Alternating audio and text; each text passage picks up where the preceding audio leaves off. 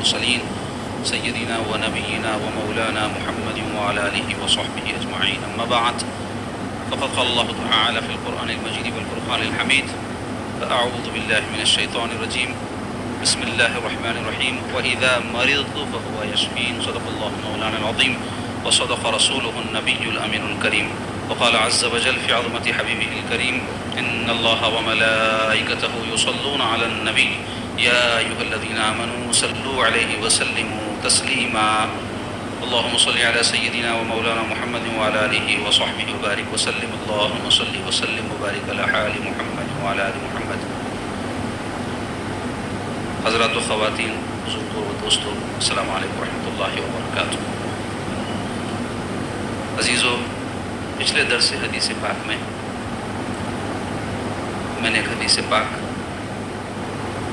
آپ کے سامنے بیان کی تھی اور اس کا ترجمہ اور تشریح کی تھی، اور وہ حدیث پاک تھی بیماری، علاج، دوا کے حوالے سے.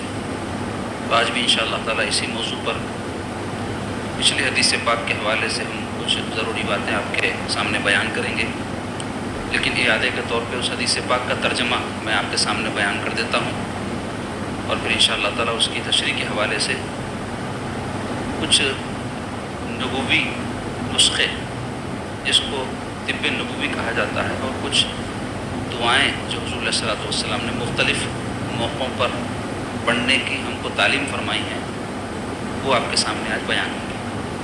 تو پہلے حدیث پاک کا ترجمہ سماعت کر لیں. حضرت ابو الدرداء رضی اللہ عنہ سے روایت ہے کہ رسول اللہ صلی اللہ تعالیٰ علیہ وآلہ وسلم نے فرمایا: بے شک اللہ تعالیٰ نے بیماری اور دوا نازل کی ہے، یعنی پیدا فرمائی، اور ہر بیماری کے لیے دوا ہے. تو تم دوا دارو کرو، لیکن حرام چیز سے دوا نہ کرو.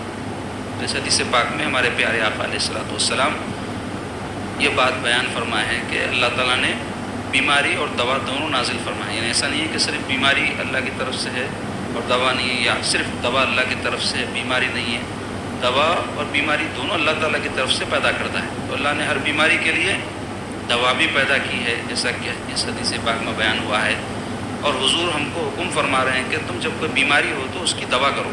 اگر وہ بیماری جسمانی ہے تو جسمانی طور پہ اس کی دوا دارو کرنی چاہیے. اگر روحانی ہے، واقعتاً روحانی، لوگوں کے اپنے طور پہ کسی چیز کو روحانی طے کر لینا، یا کوئی جھوٹے مکاروں کا کسی بیماری کو روحانی کہہ دینا، یہ بنیاد نہیں ہے. اس کی صحیح تشخیص ہو، صحیح تحقیق ہو مستند معتبر ذرائع سے، اور اس کے مطابق پھر اس کا علاج کروایا جائے.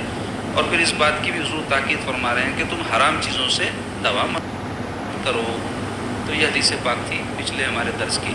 اس کے حوالے سے آج انشاءاللہ تعالی ہم آپ کے سامنے آج کچھ طب نبوی کے نسخے مختصراً بیان کریں گے، کیونکہ یہ ایک ایسا موضوع ہے جس پر بے شمار کتابیں ہیں، اور اس میں احادیث کے حوالے سے بہت ساری جو ہے دوائیں اور بہت سارے نسخے، بہت سارے علاج ان کتابوں میں تحریر کیے گئے ہیں. ان سب کا احاطہ تو ممکن نہیں ہے اس مختصر سے وقت میں، لیکن تبرکاً دوا دارو کے حوالے سے حضور پاک علیہ الصلوۃ والسلام نے جو نسخے اپنی امت کو تعلیم فرمائے ہیں. ہمارے آقا علیہ الصلوۃ والسلام طبیب جسمانی و طبیب روحانی ہیں، حکیم جسمانی اور حکیم روحانی ہیں. حضور علیہ الصلوۃ والسلام نے اپنے امت کے لیے کیا کیا نعمتیں، کیا کیا عنایتیں، کیا کیا کرم نوازیاں نہیں فرمائی.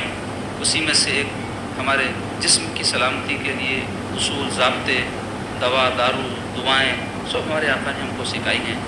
ہماری محرومی ہے کہ ہمارے آقا علیہ الصلوۃ والسلام کی ساری چیزیں موجود ہونے کے باوجود ہم جو ہے دولت اور خزانے اپنے پاس رکھنے کے باوجود بھیک مانگتے پھرتے ہیں. کئی مسلمان ایسے ہیں جو غیر مسلموں کے پاس جاتے علاج معالجے کے نام پہ، اور جو ہے جا کے اپنے حالات بیان کرتے، ان سے علاج بھی کرواتے. غیر مسلم کے پاس جا کے علاج کرانا منع نہیں ہے، لیکن اس میں یہ اعتقاد رکھنا ایسی چیزوں میں جو حرام ہیں، غلط ہیں، غیر شرعی ہیں کہ اس سے فائدہ ہوتا ہے اور ہو جانا چاہیے، اللہ معاف کر دے گا، ایسا سوچنا غلط ہے. ہمارے دین میں جب ہم کو ہر چیز کی تعلیم دی گئی ہے، ہر چیز کے اصول ضابطے بتائے گئے ہیں، تو اگر کوئی غلط طریقے عملیات کی صورت میں ہو یا اور کوئی معالج کی صورت میں ہو اختیار کرے گا تو وہ درست نہیں ہے. اب یہ جو طب نبوی کے تحت کچھ نسخے آپ کے سامنے آج بیان ہوں گے، اس میں بہت ساری چیزیں ایسی ہیں جو روزمرہ کی استعمال کی چیزیں ہماری اور آسانی سے کسی بھی انسان کو میسر آ سکتی ہیں۔ اگر ان کو ہم اپنے استعمال میں رکھیں روزمرہ، نہیں تو کبھی کبھی بھی اگر اس کو استعمال کرتے رہیں تو یہ جو ہے حفظان صحت کے طور پہ ہم کو کام آئیں گے۔ صحت کی اس سے حفاظت ہو، صحت مند رہنے کے لیے دوا دارو بعد کے مراحل ہے۔ سب سے پہلے حفظان صحت کے اصول پہ ہم کو عمل کرنا چاہیے۔ حفظان صحت کے اصول کسے کہتے ہیں؟ صحت کو کس طرح محفوظ رکھا جائے، بیماری سے کس طرح بچا جائے، اس کے کچھ اصول اور ضابطے ہیں۔ انسان سڑک پہ جا رہا تو اس کے کچھ طریقے اصول رہتے، حادثات وغیرہ ہونے کا امکان اصولوں پر عمل کرنے سے کم ہو جاتا ہے۔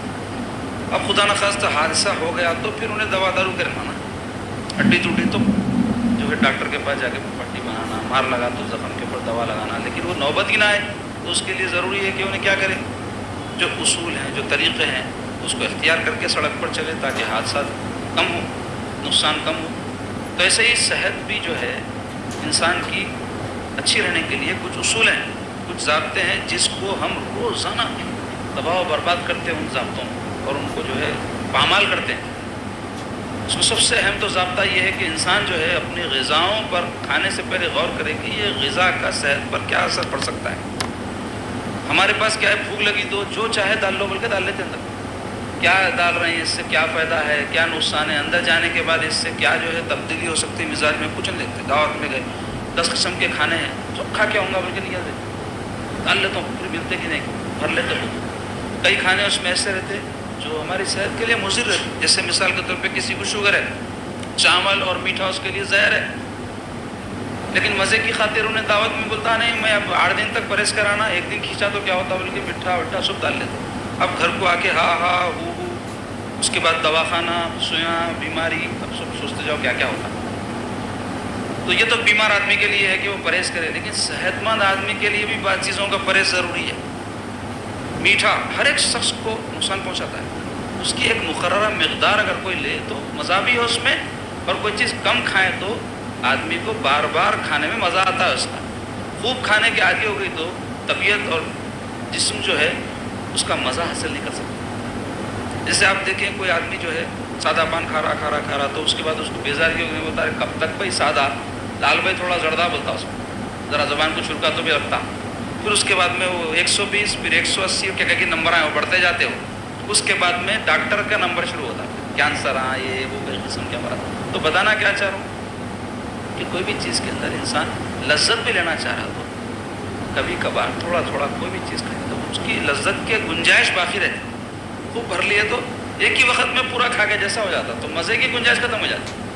تو مختصر یہ کہ دعوتوں میں بھی گئے تو حفظان صحت کے اصول میں سے یہ ہے کہ پہلے تو غذاؤں پہ نظر ڈال دینا کہ بھئی کون سی غذا میں سے مجھے لینا ہے، کون سی چھوڑنا ہے۔ وہاں تو نیت یہ رہتی ہر چیز کھا کے آؤں گا، کیسا چھوڑوں، گیا ہوں کھانے تو کھانا ہے مجھے اور سب کھانا ہے، اور وہ بھی ڈٹ کے کھانا ہے، خوب کھانا ہے، ایسا ہرگز نہیں کرنا چاہیے۔ اچھے سے اچھی غذا رہو، لمیٹڈ کھائے، آدمی سب کھانا چاہ رہا ہے، کھائے، منع نہیں ہے، تھوڑا تھوڑا کھائے۔ تو اس میں دیکھنا میٹھا اور زیادہ نمک اور مرغن چیزیں، مرغن یعنی روغن والی، روغن یعنی تیل گھی جس میں ہوتا ہے، وہ چیزیں صحت کے لیے مضر ہیں۔ اور آپ دیکھ لیں ہمارے خاص طور پہ حیدرآباد کی جو دعوتیں اس میں کوئی دعوت مرغن غذا کے بغیر ہو ہی نہیں سکتی۔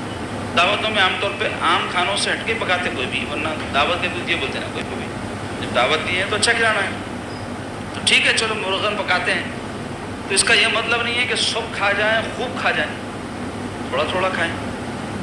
سب کھانا چاہ رہے ہیں تھوڑا تھوڑا کھائیں، تو اس میں مزہ بھی رہے گا، صحت کو بھی نقصان نہیں ہوگا۔ تو یہ ایک اصول ہے کھانے میں زبان کو روکنا، کیونکہ کیا ہے معلوم، منہ سے پیٹ تک اتار ہے، سمجھانے کے واسطے بولو، اور اتار پہ آپ کو معلوم ہے کوئی چیز رکھے تو سیدھا نیچے جاتی، تو اس واسطے کیا سمجھتے لوگ، ہاں جب راستہ بنا ہوا ہے تو جانے کے واسطے ہے، جانا مسئلہ نہیں ہے، کھانا مسئلہ نہیں ہے، جانے کے بعد انہوں جہاں ٹکتے ہیں وہاں مسئلہ ہے، انہوں ٹکتے پیٹ میں، تو پیٹ کی ایک گنجائش رہتی ہے۔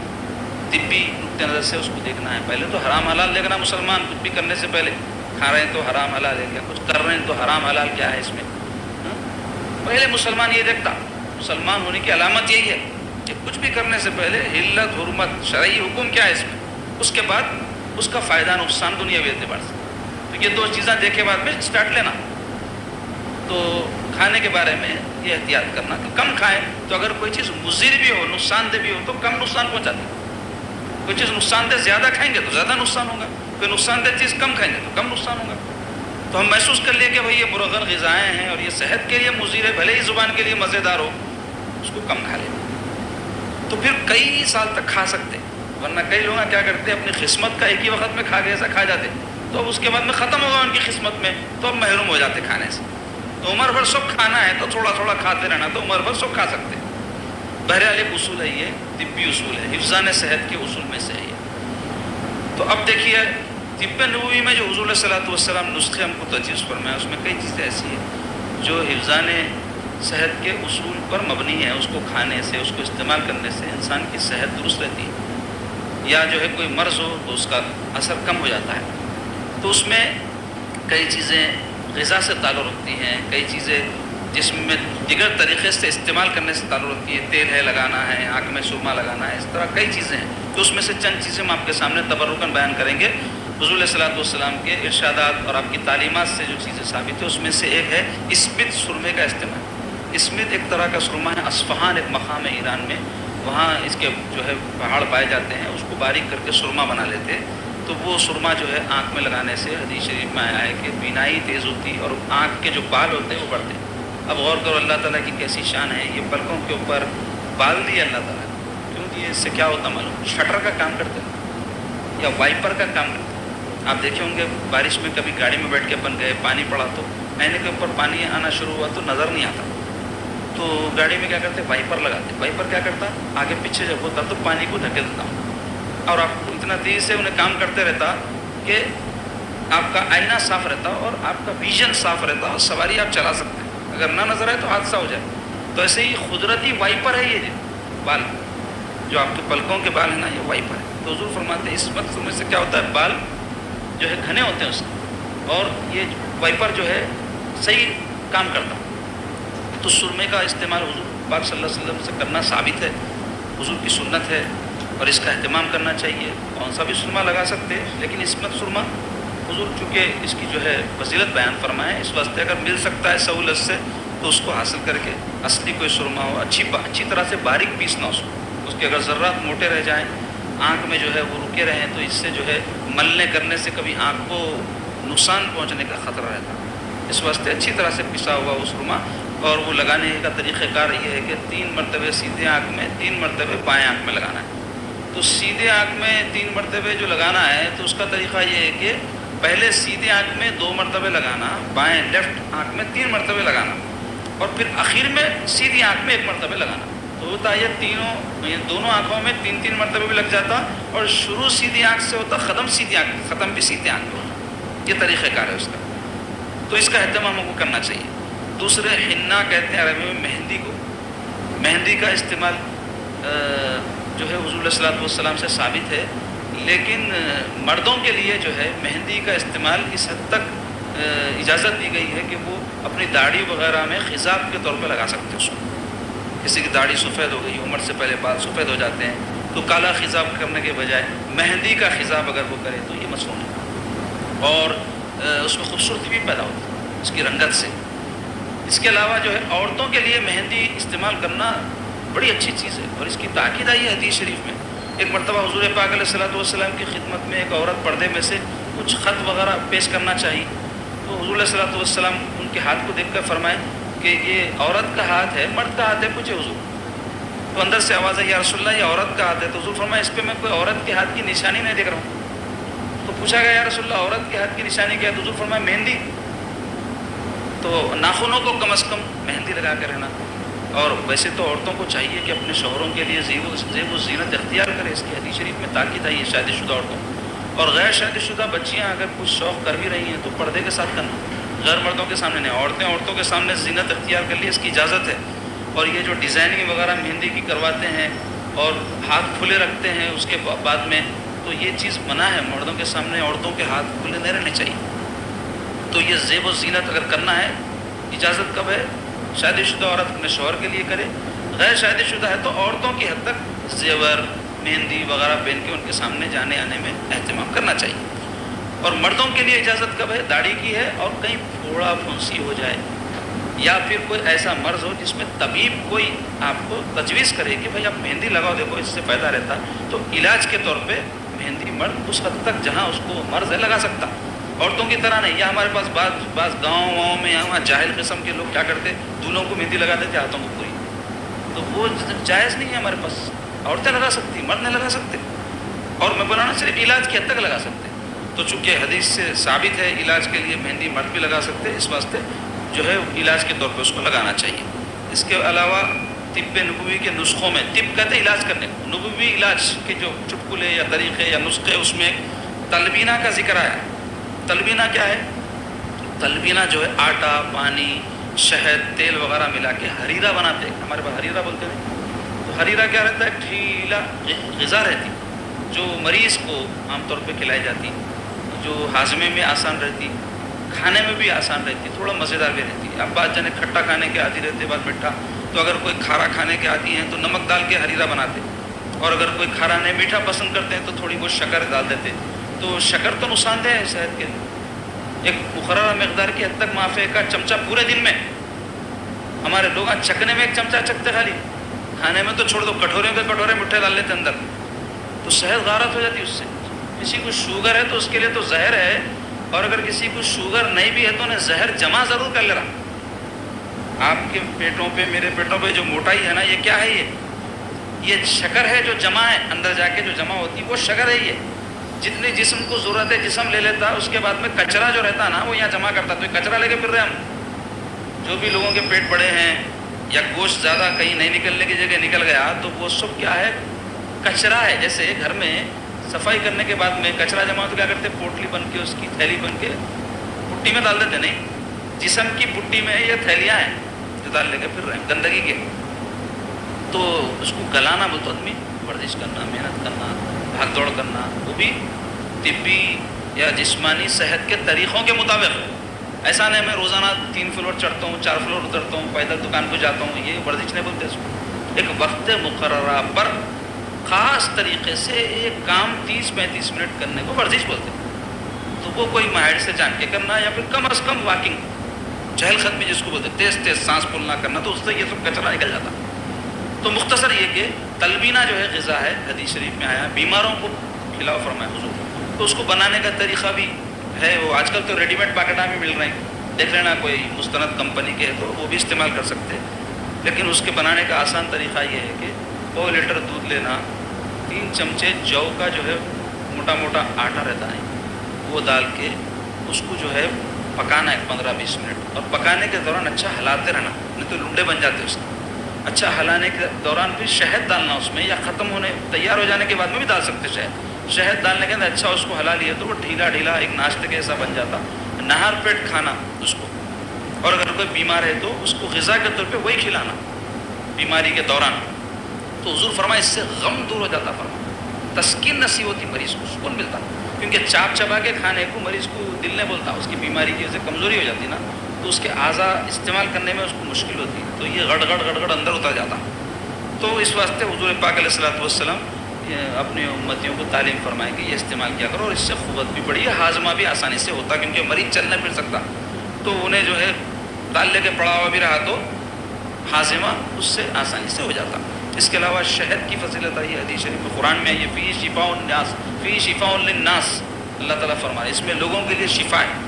تو اس کے استعمال کا طریقہ بیان کیا گیا حدیث شریف میں. حضور پاک علیہ الصلوۃ والسلام نہار منہ جو ہے، یا نہار پیٹ کہتے ہیں ہمارے عرف میں، خالی پیٹ صبح اٹھنے کے بعد کھانا کھانے سے 1-2 گھنٹے پہلے شہد جو ہے پانی میں ملا کے نوش فرما لیا کرتے تھے، شربت کیسا بنا کے. پھر جب بھی حضور علیہ الصلوۃ والسلام کو تناول فرمانا مقصود ہوتا تو اس وقت کھانا ہونا تناول فرما لیتے. تو شہد جو ہے اس طرح استعمال کیا جا سکتا ہے، یا پھر جو ہے کوئی طبیب سے مشورہ لے کے ہمارے مرض کے حساب سے یا ہماری صحت کے حساب سے، ہماری عمر کے حساب سے انہیں جیسا مشورہ دیتے استعمال کیا جا سکتا ہے. البتہ اگر کسی کو شوگر وغیرہ ہے تو اطباء، ڈاکٹرز وغیرہ شہد استعمال کرنے سے منع کرتے ہیں، وہ احتیاط کرنا چاہیے. حضرت بعض میں بولے تھے شہد کے بہت فائدے ہیں بول کے. شکر والے لوگوں کو تو شکر بہت چاٹنا دل بولتا ہے، شکر تو نہیں کھا رہا ہوں بلکہ شہد ڈال لیں گے، دواخانے میں شریک ہو کے بدوائیں دیں گے. تو اس واسطے شوگر والے لوگ احتیاط کرنا. تو ایک چیز شہد، اس کو عربی میں اصل بولتے ہیں، اس کا استعمال بڑا مفید ہے صحت کے لیے. عام طور پہ بھی اس کو روزمرہ کی زندگی میں ہم استعمال کر سکتے ہیں. اس کے علاوہ خل کہتے ہیں عربی میں سرکے کو. سرکہ بھی بڑی مفید غذا ہے. خاص طور پہ بارش کے دنوں میں انسان کا معدہ، صحت وغیرہ خراب ہو جاتی. کئی لوگوں کو دیکھے ہوں گے بخار آ رہے ہیں، وائرل فیور پھیلا ہوا ہے اور سینے بھر جا رہے ہیں، تو ایسے امراض میں سرکہ بڑا مفید رہتا ہے. اس کے بھی استعمال کا طریقہ ہم اپنے بزرگوں سے دیکھے ہیں کہ وہ کیا کرتے تھے. ایک مرتبان میں کانچ کا مرتبان اچار کے لیے، چٹنیوں کے لیے. اب آپ لوگ بول رہے ہیں یہ حدیث شریف کا درد چل رہا ہے، کیا ہے حدیث ہے؟ یہ بھی سرکار کی جو ہے ارشادات ہیں جو میں تشریح کر رہا ہوں طب کے حوالے سے آپ کے سامنے. کیونکہ انسان کی صحت بہت بڑی نعمت ہے. صحت اچھی رہی تو عبادت صحیح کر سکتا، صحت اچھی رہی تو کام کاج کر سکتا، بیوی بچوں کو پال سکتا، صحت اچھی رہی تو عمرہ حج کر سکتا، دوسروں کی مدد کر سکتا، کچھ بھی کر سکتا نا جی. سب کا دارومدار صحت پہ ہے نا. صحت بہت بڑی نعمت ہے. تو صحت کی حفاظت ہمارے پر واجب ہے. اس کے لیے ہمارے آقا علیہ الصلوۃ والسلام یہ سب طریقے ہم کو سکھائے. تو اس میں سرکے کا استعمال نہ صرف سکھائے بلکہ حضور کی مرغوب یعنی پسندیدہ ترین غذاؤں میں سرکہ. حضور علیہ الصلوۃ والسلام جب مکہ فتح فرمائے اور حضرت ام ہانی رضی اللہ تعالیٰ کے گھر میں فتح مکہ کے بعد تشریف لے گئے، وہاں غسل فرمائے، چاشت کی نماز ادا فرمائے. اس کے بعد ام ہانی حضرت علی کی بہن ہے، سیدنا علی. تو یہ گھرانہ حضور صلی اللہ علیہ وسلم کا بڑا قریبی چہیتا گھرانہ ہے. تو حضور پاک صلی اللہ علیہ وسلم فرمائے کہ کچھ کھانے کو ہے تو لاؤ. ایسی بے تکلفی تھی. تو اس وقت جو ہے بی بی ام ہانی رضی اللہ تعالیٰ عنہ کے پاس کچھ بھی نہیں تھا. تو وہ پریشان ہو گئے. تو حضور پاک علیہ الصلوۃ والسلام کی خدمت میں انہوں نے ڈھونڈ ڈھانڈ کے روٹی کے ٹکڑے تھے کچھ وہ اور سرکہ لا کے پیش کر دیا. تو میرے آقا ان کا دل رکھنے کے لیے بھی اور حضور کو پسند بھی تھا. ارشاد فرمائے سرکہ کتنا بہترین سالانہ فرمائے. اس سے کیا معلوم ہو اگر کوئی میزبان کسی وجہ سے آپ کی صحیح مہمان نوازی نہیں کر سکا تو اس کا دل خوش کرنے کے لیے تعریف کر دینا اس کی. تو حضور ان کا دل رکھ لیے. فرمایا ارے سرکہ تو کیا بہترین کھانا ہے. وہ تو ان کا دل اتنا خوش ہوگا سرکار کو پسند آ گیا. بولے سرکار کو پسند بھی تھا. حضور فرمایا جس گھر میں سرکہ اس گھر میں مفلس ہی نہیں آئیں گے. کچھ بھی نہیں، روٹی لگا کے کھا لے سکتے. مگر کہاں ہے زبانوں کو آج کل چٹخارے لگے ہوئے ہیں. مندیاں، بریانیاں، چکنا، مٹنا، یہ حلیمہ کھا کھا کے ایسی مستی چڑھی ہے. کبھی کوئی سیدھا سادہ کھانا کھاؤ بولے تو کھا رہے ہیں، بچے تک نہیں کھا رہے ہیں. چپسا افسا کھلا کے صحتاں بھی خراب کر دیا، زبانہ بھی خراب کر دیا، عادتاں بھی خراب کر دی بچوں. تو سب بیماریوں کا پلندہ ہے. وہ اچھی غذائیں نہیں کھلاتے تو بچپن سے عادی بنانا پڑتا بچوں کو ان چیزوں کا. تو اس کا طریقہ ہم اپنے بزرگوں کے پاس دیکھیں. کانچ کے مرتبان میں سرکہ کہیں اصلی ملتا ہے تو لا کے اس کے اندر پیاز کے ٹکڑے چھوٹے چھوٹے کر کے کھانے کے قابل، لہسن کے ٹکڑے، ادرک کے ٹکڑے، ہری مرچی، جو کچھ نہ کچھ جو ہے جو روزمرہ کھانے کے وقت انسان استعمال کرتا ویسی چیزیں اس میں ڈال دے کے بھگنے رکھ دیتے. تو وہ سرکہ کیا ہوتا اس میں اچھی طرح جذب ہو جانے کے بعد مزیدار بھی ہو جاتا وہ اور ہاضمے میں معاون بھی ہو جاتا اور جو ہے اس کے بہت سارے طبی فائدے بھی. تو اس کا اہتمام کرنا چاہیے. اس کے علاوہ زیتون، قرآن میں اللہ تعالیٰ اس کی قسم کا ہے والتین والزیتون، قسم ہے انجیر کی اور قسم ہے جو ہے زیتون کی. زیتون ایک پھل ہے، ہمارے طرف زیادہ نہیں ہوتا، وہ دوسرے ممالک میں ہوتا، شام وغیرہ اور ادھر کے جو ٹھنڈے علاقے ادھر بہت زیادہ پکتا. اب کوئی چیز جہاں زیادہ کھائی جاتی ہے وہاں زیادہ پکائی جاتی تو اس واسطے وہاں زیادہ ہوتا. ہمارے پاس پھر بھی اب آ رہا ہے جو ہے باہر سے منگا رہے ہیں کر رہے ہیں، یہاں مل رہا سو تھوڑا مہنگا ہے کیونکہ یہاں پکتا نہیں نا. تو جو چیز کہیں پکتی نہیں وہاں مہنگی ملتی لیکن بڑی فائدہ مند چیز ہے. تو اس کا تیل، اس کا پھل سب استعمال میں لانا. اللہ اگر استطاعت دیا تو میں تک کہتا ہوں یہ گھروں میں جو آج کل تیل استعمال کرنے بجائے اس کے زیتون کے تیل میں سب چیزیں پکانا. اب کسی کے معاشی حالات ویسے نہیں ہے تو انہیں پریشان ہو جائیں گا، مہنگا ہے نا، اس واسطے اپنے استطاعت دیکھ کے کرنا.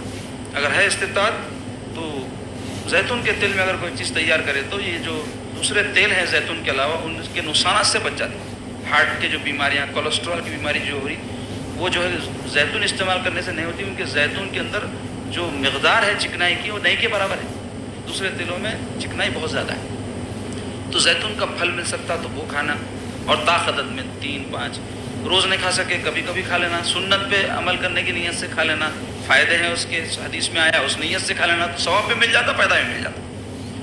تیل اس کا ہے تو لگانے کا تیل الگ رہتا، کھانے کا الگ رہتا. اور معلوم کر کے کھانے کا تیل کھانے میں استعمال کر سکتے یا کم از کم 1 چمچہ کھانے کا تیل سالن وغیرہ پہ ڈال لے کے کھا سکتے یا اسی طرح روٹی پہ لگا کے کھا سکتے. یا پھر تیل جو لگانے کا ہے مالش کے طور پہ اس کو استعمال کرنے کے بہت فوائد ہیں. وہ ایک ایک چیز کا فائدہ بیان کرے تو آج کا پورا درس کا وقت نکل جاتا. میں مختصر بیان کر رہا ہوں, تو اس کو استعمال میں لانا ہے. اس کے علاوہ حضور علیہ الصلوۃ والسلام رات کا کھانا کھانے کی تاکید فرمائے. کئی لوگ ہیں یا تو کھائے تو ایسا کھاتے بغیر دعوت کے رہتے نہیں, روزانہ دعوت 11-12 بجے 1 بجے کھانا کھائے آئے سو گئے, بیماریوں کا پلندہ لے کے آتے دعوتوں میں جائیں. یا کئی لوگ ایسے ہیں خاص طور پہ بچیوں کو دیکھا ہوں, لڑکیوں کو, وہ کھانا نہیں کھاتے رات میں, نہیں میرے کو دل نہیں بول رہا, بھلے سو جاتے. تو حضور پاک صلی اللہ علیہ وسلم فرمایا ہے کہ رات کا کھانا ترک نہ کرو.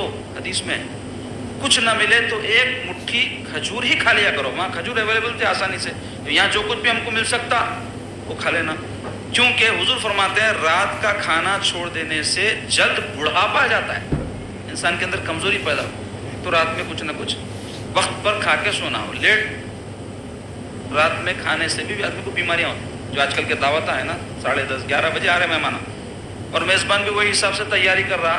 اب 11-12 بجے انہیں کھانا کھا کے جو ہے جب گھر کو پہنچتا 1-2 بجے رات کو, تو ایک تو نیند بھی غارت ہو گئی, اور اتنی رات تک کھانا نہیں کھانے کی وجہ سے معدے کے اندر جو تیزابیت بڑھ جاتی نا. دیکھو اللہ تعالیٰ ایک سسٹم رکھے جسم کا, انسان کو جب بھوک لگتی بعض ایسے مادے اس کے معدے میں نکلنا شروع ہوتے جو کھانے کو ہضم کریں.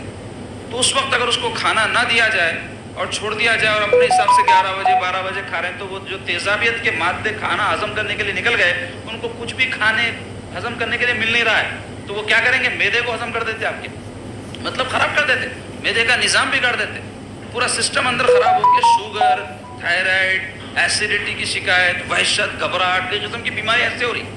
تو وقت پر دو نبھالے صحیح. دعوت میں جانا ضروری ہے, رشتہ داری ہے, تو آپ گھر پہ کھا لیں, وقت پہ جا کے مبارکباد دے دے کے بھائی آ جاؤ. مگر کھانے کی نیت رہتی ہے ہماری, اور کھانے کا نظام پورا بگڑا ہوا ہے ہمارے پاس, جس کی وجہ سے صحت کا نظام بگڑ جا رہا. صحت کا نظام بگڑ جانے سے زندگی کا نظام بگڑ جا رہا. زندگی کا نظام بگڑا, دنیا آخرت دونوں برباد ہو جاتے ہیں. اس واسطے اس کا خیال رکھنا چاہیے, کھانا وقت پر کھایا جائے. اس کے علاوہ احادیث میں سونٹ کے بارے میں بھی آیا ہے کہ اس کے استعمال کی حضور نے ترغیب دلائی ہے. سونٹ ایک طرح کی جو ہے لکڑی ہوتی ہے, وہ جو ہے اس کو استعمال کے مختلف طریقے ہیں. کوئی طبہ وغیرہ آپ کو طریقہ بتائے تو اس کے مطابق استعمال کرنا چاہیے. اجوا کھجور کھانے کی فضیلت ہے. حضور فرمائے کہ یہ اجوا کھجور کھانے سے کیا ہو, جنت کے جو ہے میووں میں سے اس کے جو ہے فضائل بیان ہوئے ہیں. اور جنون اور زہر جیسی کوئی چیز بھی ہو تو حضور فرماتے ہیں اس کا اس میں علاج ہے. جادو ٹونا بھی اگر کوئی کراتا ہے تو اگر کوئی اجوا اس نیت سے کہ سرکار فرمایا ہے اور حضور نے فرمایا کہ جادو میں بھی یہ اثر انداز ہوتا ہے, مطلب نقصان سے بچاتا ہے, تو انشاءاللہ تعالیٰ ثواب بھی ملے گا. اور صحیح عقیدے کے ساتھ یہ ساری چیزیں, عقیدہ بہت اہم ہے اس کے اندر. بغیر عقیدے کے آدمی اگر کچھ کام کرتا ہے تو اس کو وہ فائدہ نہیں ہوتا. عقیدے کے ساتھ, عقیدت کے ساتھ کرے گا. سرکار کا ارشاد ہے ضرور اس میں میرے لیے شفا ہے, تو یقیناً شفا ہوگی اس کو. تو 7 کھجور اجوا میسر ہو, تو ہمارے پاس میسر نہیں ہے آسانی سے, لیکن کبھی مل جائے یا کبھی وہاں جانے کا موقع مل جائے جس سرزمین پر ملتے ہیں مدینہ شریف میں, تو وہاں پر جو ہے رہے تک استعمال کر لے. اس کو لا کر یہاں رکھ کر بھی استعمال کرے, اور کہیں سے کوئی لا کر دیے تو وہ استعمال کرے اس کو. اس کے بڑے فوائد ہیں. اس کے علاوہ سنا بلکہ ایک بکنی آج کل ملتی پاؤڈر ہے, دوا ساز کے بعد ملتا, پتا رہتا ہے, اس کو سکھا کے پیس دیتے, جلاب کا کام دیتا. یہ جلاب سے کیا ہوتا, پیٹ صاف ہوتا. کئی امراض صرف قبض کی وجہ سے ہوتے. قبض بول تو اجابت ٹائم پہ نہیں آنا. پیٹ میں جب اجابت رک جاتی ہے تو کئی قسم کے امراض پیدا کرتے ہیں. تو اس کی صفائی کے لیے لوگ جو ہے اس قسم کے چھوٹے موٹے چٹکلے یا نسخے استعمال کرتے ہیں.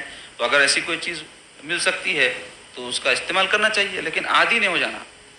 معدہ اگر کسی چیز سے عادی ہو جاتا ہے کہ اس کے بغیر ہاضمہ نہیں کروں گا, تو پھر بعد میں چل کے اس کا اثر ختم ہو جاتا. اس لیے قدرتی طور پہ جتنا ہو سکے غذائیں وغیرہ اور محنت وغیرہ ایسی کرنا کہ جس سے ہاضمے کا نظام, جسم کی صحت کا نظام درست رہے. اور بھی بہت ساری چیزیں ہیں, وقت میں گنجائش نہ ہونے کی وجہ سے میں آپ کو چند باتیں تبرک میں بیان کر دیا. اب آئیے حضور علیہ الصلوۃ والسلام کو دعائیں بھی سکھائیں, مختلف جو ہے بیماریوں میں, تکلیف میں, پریشانی میں اللہ کو یاد کرو, اس طرح سے یاد کرو. پڑھ کے پھونکنا بھی سکھائیں. تو اس میں ایک دعا جو ہر بلا سے نجات کی دعا ہے, یہ دعا یاد کر لینا. بچوں کو بخار آیا, نظر لگ گئی, پڑھ کے پھونکو آپ خود. بعض وقت کیا ہوتا آسانی سے جس سے پڑھ کے پھکانا ہے میسر نہیں ہوتے, وہ ملتے نہیں. تو ویسے وقت میں جو ہے ہم کو کیا منع کرے گا, سورہ فاتحہ ہے, معوذتین بول تو قل اعوذ برب الفلق, قل اعوذ برب الناس, یہ 2 سورے حضور پاک صلی اللہ علیہ وسلم اپنے شہزادوں حضرت امام حسن حسین رضی اللہ عنہم پر پڑھ کر پھونکتے تھے. تو ہم بھی اپنے بچوں کے اوپر پڑھ کے پھونکنا. اس کے علاوہ یہ دعا بھی حدیث شریف میں آئی ہے, اپنے شجرے میں بھی یہ سلسلے کے یہ دعا کیا ہے, بسم اللہ الذی لا یضر مع اسمی شیء فی الارض ولا فی السماء وهو السمیع العلیم. یہ دعا یاد کر لو. اب تو ریکارڈنگ بھی ہو رہی ہے اس کی. آپ کو اگر ایک مرتبہ سننے میں یاد نہیں ہوئی اور ہوتی بھی نہیں تو وہ ریکارڈنگ لے لو. نہیں تو یہ دعا جو ہے اس کو آپ لوگ کتابوں میں مل جاتی ہے آپ کو کہیں بھی, حدیث شریف کی. آج کل انٹرنیٹ پہ تو بآسانی آپ کچھ بھی ٹائپ کرو آپ کو مل جا رہا. تو بسم اللہ الذی, اللہ تعالیٰ کے نام سے وہ ذات ایسی ہے, لا یضر مع اسمی شیء, کوئی چیز اس کے نام کے ساتھ نقصان نہیں پہنچا سکتی. اس کا نام لے لو ہر چیز فائدہ پہنچائے گی. فی الارض ولا فی السماء, نہ زمین میں نقصان پہنچا سکتی ہے نہ آسمان میں, اس کے نام کے ساتھ کوئی چیز. وہو السمیع العلیم, اور اس کی ذات کیسی ہے, سنتی ذات ہے, سننے والی ذات ہے اور علم والی ذات ہے. یہ دعا پڑھ کے خود بھی دم کر لینا چاہیے. 7 مرتبہ پڑھ لو, 21 مرتبہ پڑھ لو, 11 مرتبہ اپنی سہولت سے. ایسی نمازیں جن کی بات سنتیں ہیں, سنتیں پڑھنے کے بعد یہ سب وظائف وغیرہ آپ جب پڑھتے ہیں اس میں شامل کر لینا چاہیے. اس کے علاوہ حضور پاک صلی اللہ علیہ وسلم کلمہ تحرم پڑھنے کی تاکید فرمائے ہیں. لا الہ الا اللہ وحدہ لا شریک لہ لہ الملک ولہ الحمد یحیی ویمیت وہو علی کل شیء قدیر, اور لا حول ولا قوۃ الا باللہ العظیم. یہ سب کلمات نمازوں کے بعد بھی پڑھتے رہنا, پھونک لیتے بھی رہنا, اپنے گھر والوں کو بھی پھونکنا اور پڑھنے کی عادت رہنا. گھر سے نکلتے وقت کی دعا سکھائے حضور پاک صلی اللہ علیہ وسلم, بسم اللہ توکلت علی اللہ لا حول ولا قوۃ الا باللہ. یہ پڑھنے سے کیا ہوتا, حادثات سے محفوظ رہتے, دشمنوں کے شر سے محفوظ رہتے, ناموافق حالات سے محفوظ رہتے. تو مسلمان کا کام کیا ہے, ہر قدم پر اللہ کو یاد کرنا. اور یہی ہمارے آقا علیہ الصلوۃ والسلام کو سکھائے ہیں. تو کئی لوگ ہیں سلسلوں میں مرید ہے, تعویذہ منگتے ہیں, سب کرتے, خود پڑھو بول تو پڑھتے نہیں. مرید ہونا بول تو کیا ہے, اللہ کی راہ کے طالب ہونا ہے. تو اللہ کی راہ کا طالب اللہ کو یاد نہیں کرنا. سب سے زیادہ کام جو نہیں کرنا ہے, اللہ کو یاد کرنا ہی چاہے. مصیبت, پریشانی, تکلیف, ناموافق حالات, نوکری نہیں ملنا, بیویاں ستانا, شوہرہ ستانا, پیٹ میں درد ہونا, پڑوسی ستانا, یہ زندگی کا حصہ ہے. آپ میں تو چھوڑ دو, اولیاء انبیاء کے ساتھ یہ چیزیں گزری تو ہم پہ بھی گزریں گی. یہ ہونے ہی نہیں بول کے نہ بیٹھنا. یہ جب ہوتا ہے اس بہانے سے بھی اللہ کو یاد کریں گے بول کے اللہ تعالیٰ کو یاد کرتے رہنا, رسول اللہ کو یاد کریں گے بول کے درود پڑھتے رہنا. تو زندگی میں کیا ہوتا, مصیبتوں میں بھی مزہ آتا. آدمی جب اللہ کو یاد کرنے کا عادی ہو جاتا, سرکار پاک صلی اللہ علیہ وسلم سے اس کو سچی محبت ہو جاتی, تو اس کو ہر قدم پہ مزہ آتا زندگی میں. تو چاہیے کہ ہم یہ اللہ کو یاد کرنے کے جو بہانے ہیں, یہ آدمی جب کسی کو چاہتا تو ہر بہانے سے اپنے محبوب کا ذکر کرتا. تو ہمارے سرکار ہم کو قدم قدم پہ اللہ تعالیٰ کو یاد کرنا سکھائے. تو کسی بھی مصیبت کے وقت جو ہے یہ دعائیں پڑھنا. اور ایک دعا حضور سکھائے, کسی آدمی کو دیکھے بیمار ہوا, کسی آدمی کو دیکھے حادثہ ہو گیا, کسی آدمی کو دیکھے کوئی مصیبت میں مبتلا ہے, بیوی ستاری, اپن سنے اپنی بیوی نے ستاری, تو یہ دعا پڑھنا. کسی آدمی کو دیکھے ٹانگ ٹوٹ گئی اس کی, اپنی ٹانگ دیکھنا سلامت ہے, تو یہ دعا پڑھنا. کیا دعا ہے یہ, الحمدللہ الذی عافانی مما ابتلیک وفضلنی علی کثیر ممن خلق تفضیلا. اس دعا کا مطلب کیا ہے, تمام تعریفیں اس ذات پاک کے لیے جس نے مجھے آفت سے جو اس کو پہنچی محفوظ رکھا. یعنی کسی کی ٹانگ ٹوٹی, میری نہیں ٹوٹی, اللہ مجھے عافیت دیا اس سے. کوئی گھر میں جو ہے پریشانی آ گئی, میرے گھر میں نہیں آئی, اللہ عافیت دیا مجھے. کسی کے ساتھ کچھ حادثہ گزر گیا, میرے ساتھ نہیں گزرا, تو اللہ تعالیٰ عافیت دیا مجھے. تو اس پر کیا کر رہے ہیں آپ, اللہ کی تعریف کر رہے ہیں. لیکن کب ہوتا, جب اپنے کو شکر گزاری کا جذبہ دل میں ہو. روزانہ صبح سے شام تک زندگی گزر رہی, کئی آفتوں سے بچے ہوئے ہیں, کبھی شکر کرتے, سوچتے وقت اے اللہ آج دنیا میں کتنے لوگ ہوں گے مصیبتوں میں مبتلا ہوئے, آج میں نہیں ہوا. کتنے لوگ ہوں گے جو کئی قسم کے مصائب میں, بیماریوں میں مبتلا ہو گئے, آج تو مجھے بچا لیا, میرے پہ آنے نہیں دیا یہ مصیبت. اس کا کبھی شکر کرتے, تو شکر گزاری کی عادت رہنا. تو اس دعا میں بھی سکھایا جا رہا, تعریف کرو اللہ کی, الحمدللہ, شکر ہے اللہ کا, تعریف ہے اس ذات پاک کے لیے. الذی عافانی, جس نے مجھے عافیت دی, مما ابتلا کا, جس میں تجھے مبتلا کر دیا. تجھ پر یہ آفت آ گئی, میں بھی ہو سکتا اس میں مبتلا ہو جاتا, آج اللہ مجھے بچا لیا. وفضلنی, اور فضیلت دی مجھے, علی کثیر ممن خلق تفضیلا, ان بہت سو پر جو یہ مصیبت میں مبتلا ہوئے ہیں مجھے فضیلت دی گئی کہ مجھے مبتلا نہ کیا گیا. تو اللہ تعالیٰ کا اس طرح سے شکر ادا کرو. حضور فرماتے ہیں, اور اگر کوئی مصیبت قوم کی طرف سے پہنچ رہی ہے, جیسا آج کل کافروں کی طرف سے مسلمانوں کو مصیبت پہنچائی جا رہی, ستایا جا رہا, ظلم کیا جا رہا, تو اس میں پڑھنے کی دعا ہے, اللہم انا نجعلک فی نحورہم ونعوذ بک من شرورہم. اس کا ترجمہ کیا ہے, اے اللہ میں ان لوگوں اور میرے بیچ میں تیرے کو رکھ دے رہا ہوں. آسانی سے سمجھ میں آنے بول رہا ہوں, میں لفظ ترجمہ نہیں کر رہا ہوں, مفہوم سمجھانے کو بول رہا ہوں. اے اللہ میں تو ان سے مقابلہ نہیں کر سکتا, پاور ہے ان کے پاس, فوج ہے, ملٹری ہے, پولیس ہے، غنڈے ہیں، لوگاں ہیں، تلواریں ہیں، بندوقاں ہیں، میرے پاس کہاں ہے؟ نہیں ہے. تو میں کیا کر رہا ہوں؟ اے اللہ اپنی طرف سے تجھے رکھ رہا ہوں مقابلے کے واسطے، تو دیکھ لے ان کو. یہ مانے اللہم انا نجعلک فی نحورہم، ان کے مقابلے میں تجھے رکھ رہا ہوں. ونعوذ بک من شرورہم، اور میں آپ کی پناہ طلب کرتا ہوں ان کے شر سے. آپ کی پناہ میں آ جا رہا ہوں. آپ سے بڑی کسی کی پناہ ہے تو آپ کی پناہ طلب کر رہا ہوں میں ان کے شر سے کہ آپ میری حفاظت فرمائیں. یہ دعا ہے. اس کے علاوہ کسی پر قرض آ جائے تو اس کے لیے دعا ہے. تو یہ سب معلوم کرتے جانا، پڑھتے جانا، اللہ سے رجوع ہونا، گڑ گڑانا.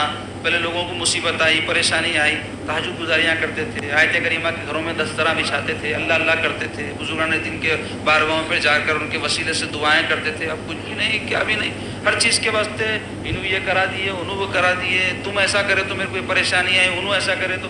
یہ سب توحید کے اوپر سے نظر ہٹ جانے سے ہوتا. اللہ تعالیٰ کے ان کے اوپر پتہ ہلتا جی. انہیں جب تک نہیں چاہا نہ کوئی شر ہم کو پہنچتا نہ خیر ہم کو پہنچتا.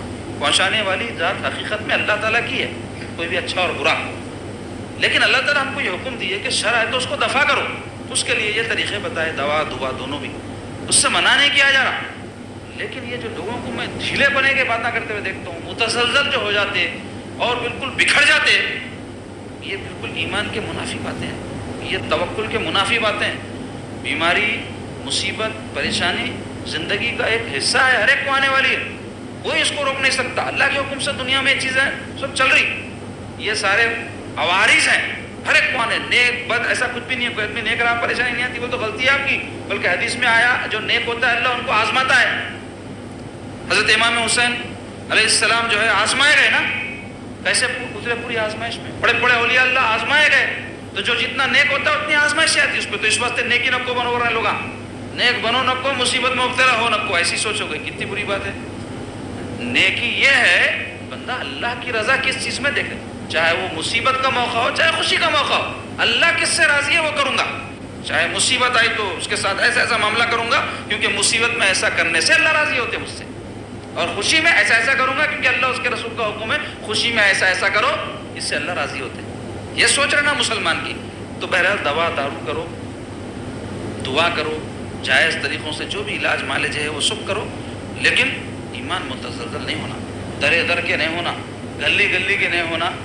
ایمان اور توکل اللہ کی ذات پر بھروسہ کرتے ہوئے یہ سب کام کرو. انشاءاللہ اللہ تعالیٰ جو ہے سب مصیبتوں کا دور فرمانے والا ہے.